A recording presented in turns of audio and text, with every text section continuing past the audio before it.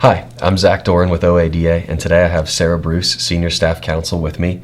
We're going to talk a little bit about the off-premises display law in Ohio and some of the changes that are going to be coming. So Sarah, what prompted the changes to the law? A number of things. We had manufacturer interest. We also had interest from legislators. We had interest from dealers themselves looking to do more kinds of displays. And then on top of it, this is a criminal violation if someone violates it. So all of those things prompted the need for change. Now these changes, Sarah, are really going to help conform to the practices that are already taking place with dealers today as it is. That's true. One of the focuses of this law was to allow dealers to do things that are for civic and charitable purposes, and for the most part, that is what dealers are doing today. So Sarah, there's really two categories now of this law, two divisions, I guess, and regardless of which one we're talking about, the one overriding factor is that no sales may take place away from the licensed location. That's correct. Okay. Yeah.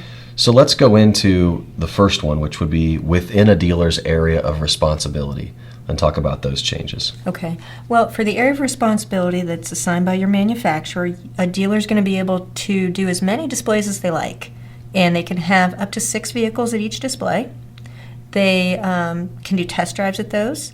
And the biggest thing that they're going to have to realize for inside their AOR is they will have to provide the affidavit to the BMV along with some evidence of their area of responsibility. And Sarah, that affidavit submitted to the BMV must be done so at least 3 days in advance. That's correct. Okay. Now there are some differences if a dealer wants to display vehicles outside his or her area of responsibility. So let's talk about those changes. Okay. If you're outside of your area of responsibility, probably the biggest issue is getting permission from the person whose area of responsibility the dealer is going to. And you want to get that in writing, and you want to retain that for a year. Beyond that, the big difference, no test drives outside of your AOR. But again, 6 vehicles can be displayed. You are limited to the number of days of display to a total of 6 per calendar year. Okay. Largely, with dealers being able to go into someone else's AOR as long as they have permission, it's anticipated that a dealer who is agreeable to that, will get what they give. Is that fair to say? That's fair to say. We've already had dealers actually reaching out to other dealers, and so far cooperation has been the rule rather than the exception. Great.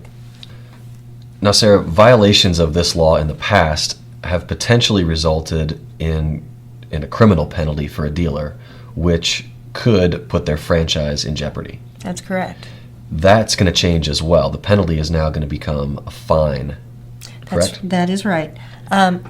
Remember, the effective date for this is going to be March 23rd.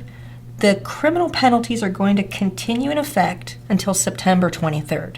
The Bureau of Motor Vehicles needs to create rules. But after September, it will be a fine, and it will be $1,000 per violation and per day. So the law changes March 23rd. The penalty changes September 23rd. That's right. Okay. County fairs and big box retailers and those folks that want to have vehicles displayed at their properties are still going to be under the auto show law. The motor vehicle off-premises display law that we're talking about does not apply. That's correct. These two are very different rules. So for auto shows, if you're talking about a big box retailer or truly a show, you're gonna ask everyone to attend. You're going to get permission from the BMV. Same sort of thing applies. But this display law is for one dealer only, who wants to display for a period of time. Okay, great. Sarah, we're going to host a webinar prior to this law changing to help dealers, correct? That is correct. And we'll be sending out information to dealers. It will be the week prior to its effective date, so dealers need to stay tuned, and we'll be sending more information. It'll contain things like how to process the affidavit, what that's going to look like, those types of things. Yes. Great. More detail. Okay. If you have any questions, feel free to reach out to us. Both of our contact information is going to be at the bottom of this page and at the end of this video, and we'll see you soon. Thanks.